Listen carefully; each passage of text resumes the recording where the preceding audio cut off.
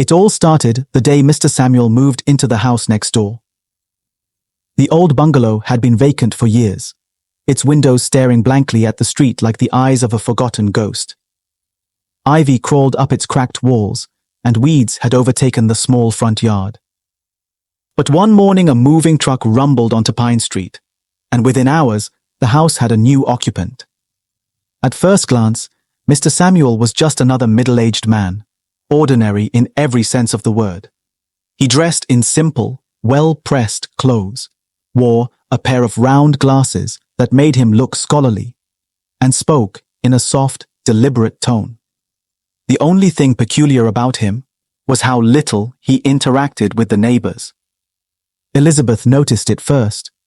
She was the kind of person who knew everyone on Pine Street. If a couple had a baby, she was the first to bring a home-cooked meal. If a teenager got accepted into college, she was there with a proud hug and a gift. So when Mr. Samuel moved in and made no effort to introduce himself, Elizabeth took it upon herself to welcome him. She baked a loaf of banana bread, wrapped it in foil, and marched across the short distance between her house and his. She rang the bell once, then twice. No answer. She waited a minute before she knocked. Still nothing. She was about to leave when the door creaked open just a few inches. Mr. Samuel peered out, his glasses slightly fogged up. Yes? Hi, I'm Elizabeth from next door. I wanted to welcome you to the neighborhood. She smiled warmly, holding out the banana bread. Mr. Samuel hesitated before pushing the door open a bit wider. His house was dimly lit, and Elizabeth caught a whiff of something musty, like old paper and damp wood. Thank you, he said, accepting the bread with both hands. You're welcome. It's nice to have someone in this house again. It's been empty for so long. Yes, he said, nodding absently. Well, I prefer to keep to myself. I hope you understand.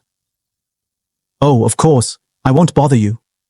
She chuckled, though the encounter left her uneasy. That night, long after the streetlights flickered on, Elizabeth stood by her window, peering at Mr. Samuel's house. A single light was on in what she assumed was his study. The silhouette of his shadow moved slowly across the curtains, like a man pacing back and forth. Something about him wasn't right. Days turned into weeks, and Mr. Samuel remained as mysterious as ever. No visitors, no deliveries, no music or television sounds. But then there were the noises. Late at night, just past midnight, a faint scratching sound would come from his house. At first, Elizabeth thought it was rats, or maybe the branches of the old mango tree rubbing against the roof. But one night, she heard something else. A whisper. At first, she thought it was her imagination, but as she listened, she could make out soft, hurried murmurs as though someone was speaking to themselves. She told her husband, David, but he waved it off. You're overthinking things, he said one evening, flipping through the channels on the TV. The man probably has trouble sleeping. Maybe he talks in his sleep. But Elizabeth wasn't convinced. One afternoon, she was outside watering her plants when she saw Mr. Samuel emerge from his house. It was the first time she had seen him in broad daylight. He was wearing a long-sleeved shirt despite the heat, his collar buttoned all the way up. He carried a black duffel bag, which he placed carefully in the trunk of his car before driving off. The bag was oddly shaped, bulging at strange angles. A few minutes later, another neighbor, Peter, wandered over. Strange man, isn't he? Peter said, folding his arms. Elizabeth nodded. Something about him doesn't add up. Peter leaned in slightly. Last night, I thought I saw someone in his backyard. A shadow. When I looked again, it was gone. Elizabeth shivered. You think someone else lives there? Peter shrugged.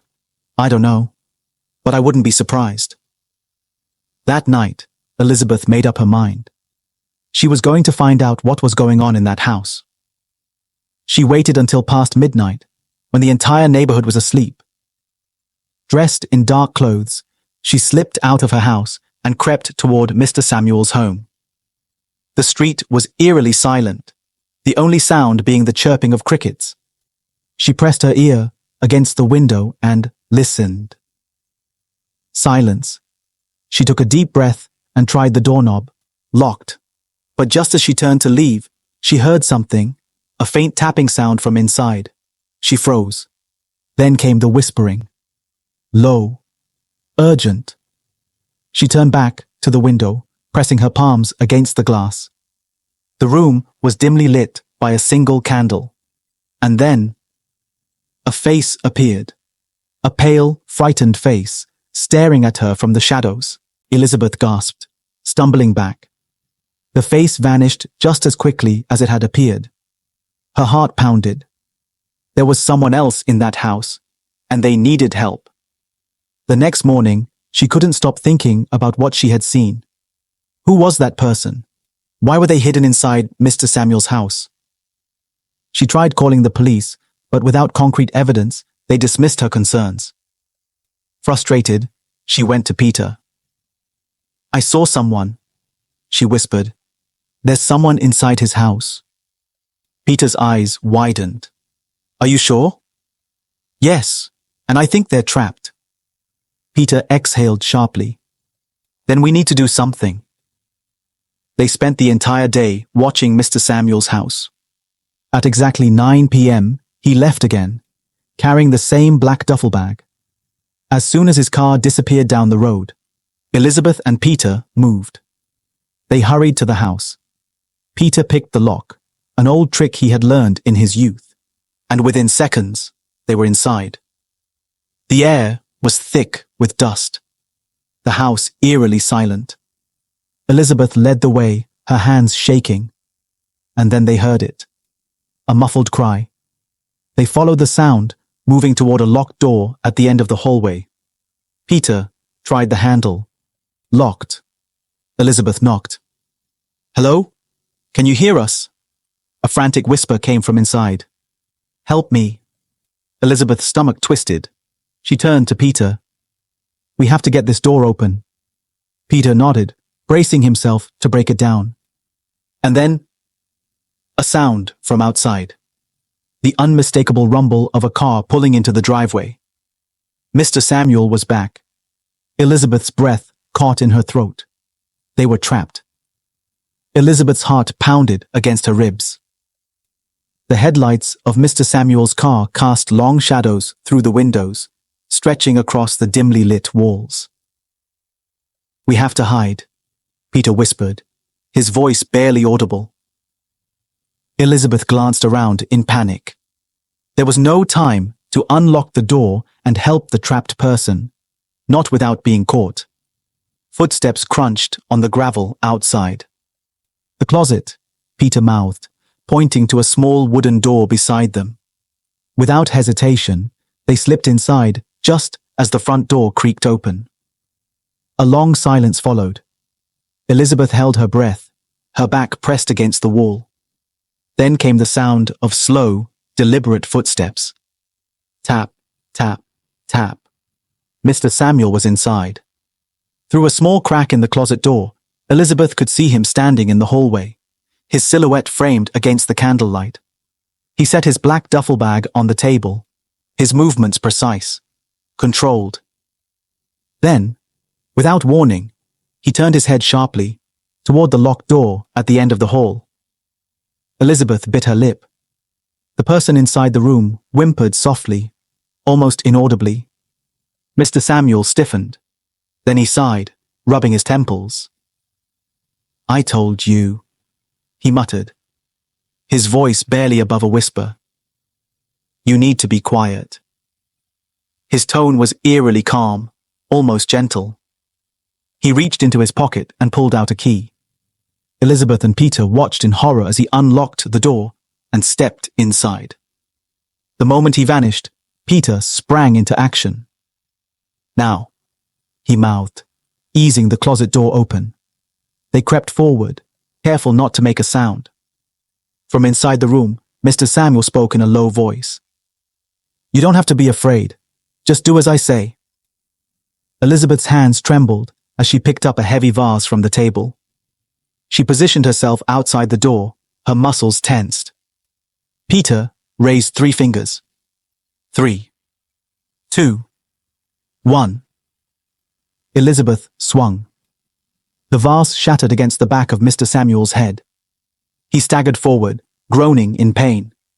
Peter lunged, grabbing him by the shoulders and wrestling him to the ground. But Mr. Samuel was stronger than he looked. He twisted violently, throwing Peter off balance.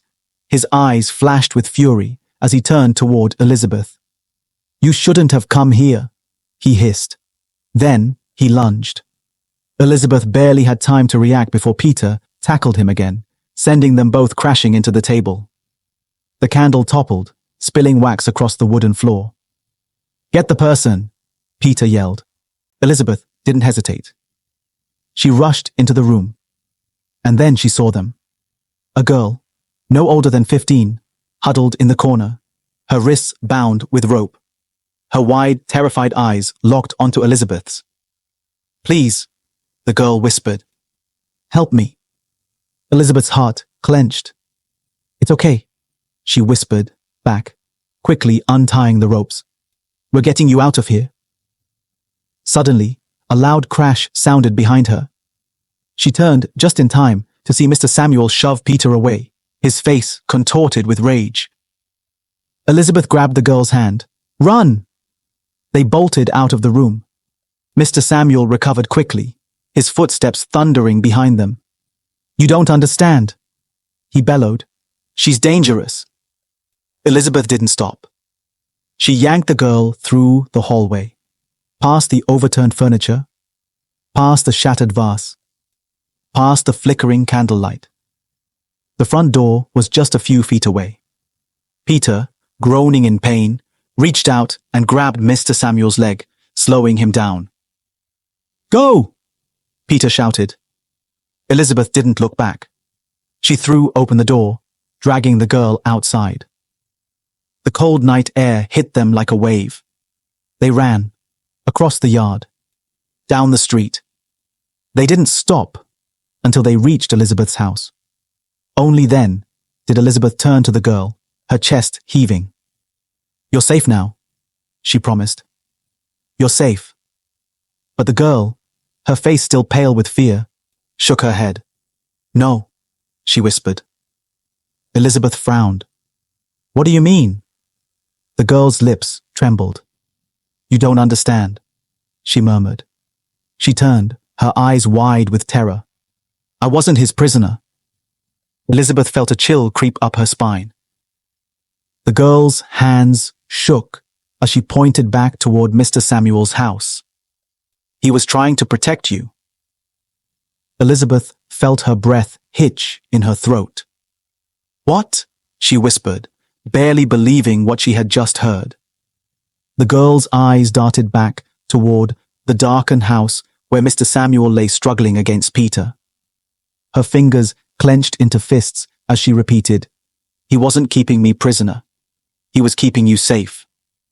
Elizabeth exchanged a quick glance with Peter, who was limping toward them, his face twisted in confusion and pain. What the hell does that mean? Peter panted. The girl swallowed hard, glancing at the ground as though ashamed. Then, she lifted her gaze and met Elizabeth's eyes. My name is Ruth, she said softly. And she hesitated. I don't know how to say this, but I'm dangerous. Elizabeth shook her head. That doesn't make any sense. He had you tied up. You were trapped in there.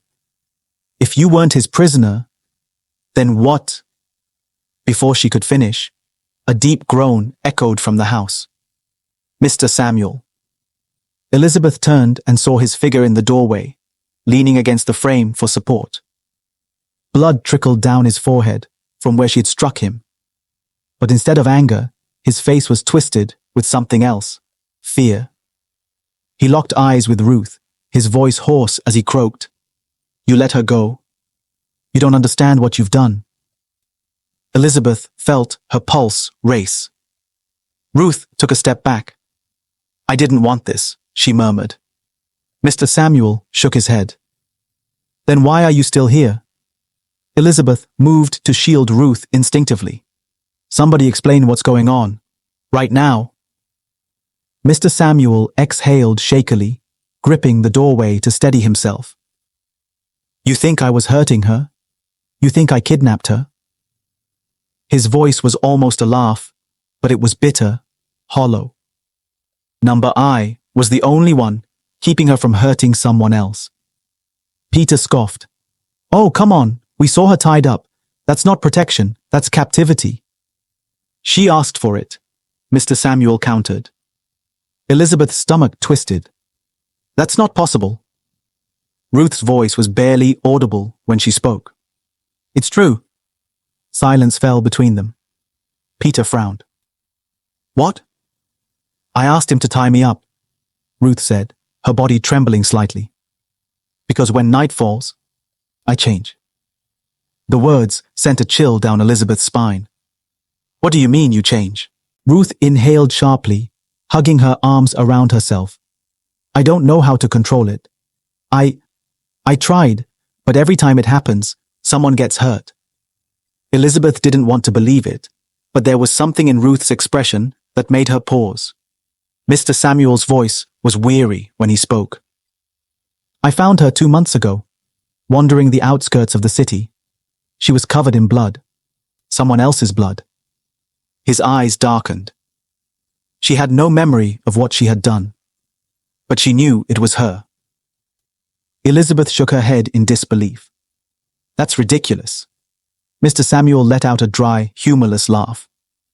"Is it?" He gestured to Ruth. "Look at her. She's terrified, not of me, but of herself." Peter scoffed, still skeptical. "So, what are you trying to say? That she's some kind of... what?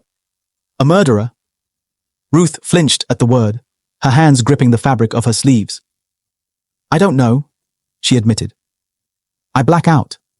And when I wake up, there's always someone hurt, or worse." Elizabeth's mouth went dry. "That's impossible. You're just a girl." Ruth let out a shaky breath. "I thought so too."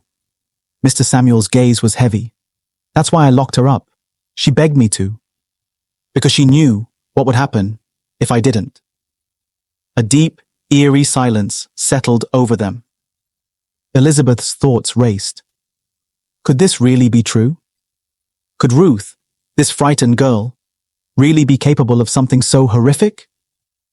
Wind howled through the street, rustling the trees. And then, a single sound pierced the air. A low growl. Elizabeth's heart slammed against her chest. Slowly, she turned to Ruth. The girl was standing stiffly, her breathing uneven. Her hands twitched at her sides. Her eyes, once a deep brown, were now flickering with something unnatural, something wrong. "No," Mr. Samuel muttered under his breath. Peter took an instinctive step back. "What the..." Ruth groaned, clutching her head. I can't..." And then she screamed. Her body convulsed, bending at unnatural angles. The veins in her arms darkened, pulsing against her skin. Her fingers curled, nails sharpening like claws. Her breathing grew ragged, heavy, and then her eyes snapped open. They were glowing. Elizabeth staggered back, horror flooding through her veins. "What is happening?" she gasped. Mr. Samuel was already moving. "We need to get out of here." Peter was frozen in place, his face pale. "Is this a joke?" Mr. Samuel didn't answer. He lunged forward, grabbing Elizabeth's wrist. "Run!" And that was when Ruth let out a blood-curdling snarl and lunged. Ruth lunged with inhuman speed, her eyes glowing like embers in the darkness. Elizabeth barely had time to react before Mr. Samuel yanked her backward, sending them both sprawling onto the ground. Peter let out a curse, scrambling away as Ruth's transformation continued. Her once delicate fingers now twisted into clawed appendages, her spine arching unnaturally. Her scream became a guttural, inhuman growl. Elizabeth's stomach twisted in terror. This wasn't a joke. This wasn't a dream. This was real. Mr. Samuel scrambled to his feet, grabbing something from inside his coat, a small silver dagger glinting under the dim streetlight. "Get back!" he shouted. But Ruth wasn't listening. She snarled and charged. Peter barely managed to roll out of the way before her claws sliced through the air, carving deep grooves into the pavement where he had been just a moment before. "Holy!" Peter gasped, his voice shaking. What the hell is she?" "She's cursed," Mr. Samuel barked, his eyes locked on Ruth. "And if we don't stop her now, she's going to kill us all." Ruth's head snapped up at his words. Then she smiled. It wasn't a human smile. Elizabeth shuddered. It was like watching something try to mimic human expression. Lips curling back just a little too wide, revealing elongated, sharpened teeth. "I don't want this," Ruth whimpered, though her voice was layered. Two tones, one terrified and the other monstrous. Her body twitched violently, her limbs jerking as if something inside was trying to take control. Then, her eyes rolled back, and the beast won. With an earth-shaking roar, Ruth launched herself toward Mr. Samuel. He dodged at the last second, rolling to the side as her claws ripped through a nearby tree, sending splinters flying in every direction. "She's too fast," Peter yelled, grabbing a nearby trash can and hurling it toward her. It bounced off her body like it was nothing. Ruth turned toward Peter, her glowing eyes narrowing. "Peter, move!" Elizabeth screamed. Too late. Ruth was already in front of him. Her claws sank into his shoulder. Peter let out a strangled yell as he was lifted off the ground, Ruth's grip tightening. Mr. Samuel moved like lightning. The silver dagger in his hand flashed as he slashed at Ruth's exposed side. She screeched, a sound so horrible that Elizabeth clapped her hands over her ears, feeling her skull vibrate with the force of it. Ruth dropped Peter, staggering back. The wound on her side sizzled, smoke rising from where the silver blade had cut through her flesh. "She's weak to silver," Mr. Samuel muttered. "Good. That means we can still end this." Peter groaned from the ground, his hands clutching his bleeding shoulder. "End what? What the hell is she?" "A monster," Mr. Samuel said grimly. Elizabeth's hands trembled. "No, but she's still a girl. She didn't ask for this." "She's not a girl anymore," Mr. Samuel snapped. "She's been fighting it. But once the transformation is complete, there won't be anything left of the Ruth you met. Just the creature." Elizabeth's chest tightened. Ruth whimpered from where she crouched, panting, her claws digging into the ground. "Please," she whispered. "Don't let me." Her body jerked violently, another ripple of dark energy pulsing through her. Then, her eyes snapped back toward them, now completely black. No glow, no humanity, just hunger. "She's lost," Mr. Samuel muttered. Ruth moved, faster than before. Mr. Samuel barely had time to raise his dagger before she was on him, slamming him into the pavement so hard that Elizabeth heard something crack. The dagger clattered to the ground, just inches from Elizabeth's feet. For a moment, everything was silent. Then Ruth lowered her head, pressing her forehead against Mr. Samuel's, and smiled. "Your silver can't save you now." Elizabeth moved before she could think. She grabbed the dagger, the cold metal burning against her palm, and plunged it into Ruth's back. A horrible, ear-piercing shriek erupted from Ruth's mouth. Her body convulsed, twisting, as if she were being ripped apart from the inside. Then, she collapsed. Elizabeth stumbled backward, her chest rising and falling rapidly. Ruth lay on the ground, completely still. Peter crawled toward them, his face pale. Is she... Before he could finish his sentence, Ruth's body twitched. Then, she started laughing. Elizabeth felt ice spread through her veins. The sound was wrong, warped, layered, shifting between childlike giggles and guttural, monstrous growls. Slowly, painfully, Ruth pushed herself up from the ground. The silver dagger was still lodged in her back, but she was healing, faster than any human should. Elizabeth's breath caught in her throat. "No," Mr. Samuel whispered, horror creeping into his voice. That should have stopped her. Ruth tilted her head. And then, she grinned. A wide, inhuman grin, filled with far too many teeth. "Your silver can't save you now," she purred, her voice now completely alien. Then she lunged. Ruth lunged, her monstrous form a blur of motion, moving faster than any of them could react. Mr. Samuel barely had time to roll away before her claws slashed through the pavement, sending shards of concrete flying into the air. Elizabeth pulled Peter to his feet, his face twisted in pain as he clutched his wounded shoulder. "We can't win this," Peter gasped. "She's too strong." "We don't have a choice," Mr. Samuel snapped, stumbling toward them. "If we don't stop her, she's going to tear through this entire neighborhood." Elizabeth swallowed hard, her hands still trembling from where she had stabbed Ruth moments ago. And it hadn't worked. Ruth's laughter echoed through the street, her glowing eyes locked onto them. She was enjoying this. "You tried to kill me," she cooed, stepping forward, her feet silent against the pavement. Elizabeth's throat went dry. "Ruth, please. I know you don't want this." Ruth's smile faltered for just a second. Then, the monster inside her reclaimed control. "You don't know what I want," she hissed. Then, she was on them. Peter barely managed to dodge, but Elizabeth wasn't fast enough. Ruth's claws slashed toward her. And then the explosion happened. A deafening boom erupted, blinding white light filling the entire street. Elizabeth hit the ground hard, her ears ringing, her vision swimming. For a few seconds, she couldn't move. Then, she heard screaming. Ruth screaming. When she forced her eyes open, she saw Mr. Samuel standing in the center of the street, holding a shattered glass vial in his hand. Smoke rose from Ruth's body, her skin boiling, burning as she shrieked in agony.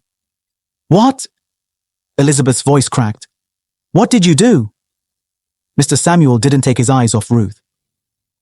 "Holy water," he muttered. "Blessed, powerful." Ruth convulsed, her body twitching, shifting between human and monster as the liquid burned through her like acid.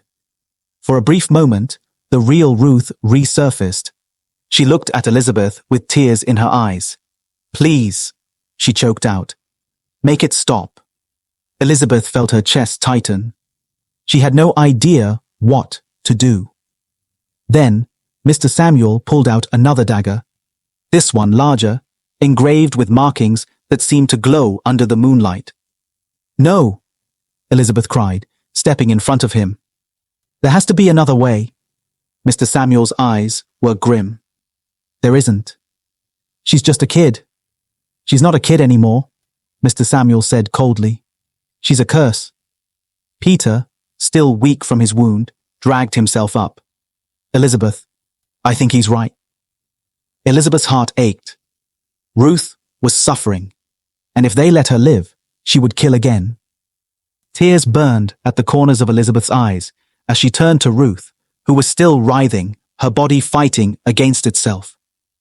"I'm sorry," Elizabeth whispered. Ruth gave a weak smile. "I am too." Mr. Samuel moved. With one swift, merciful motion, he plunged the enchanted dagger into Ruth's chest. She let out one final gasp, then went still. Silence. Elizabeth's breath hitched as she stared at Ruth's body. The monster was gone. All that was left was a girl. A scared, broken girl who had never wanted any of this. Tears slipped down Elizabeth's face. It was over. The days that followed were filled with questions. The police came, reports were made. But without proof, without Ruth's monstrous form to show them, no one believed the truth. Mr. Samuel vanished the next morning. Peter's wound healed, but the scars, the ones no one could see, would remain. Elizabeth didn't sleep for weeks. She dreamed of Ruth's face, of her final words, "I am too." And then, one night, she heard something. A whisper, software familiar. Elizabeth turned toward her bedroom window and saw glowing eyes staring back at her. The end.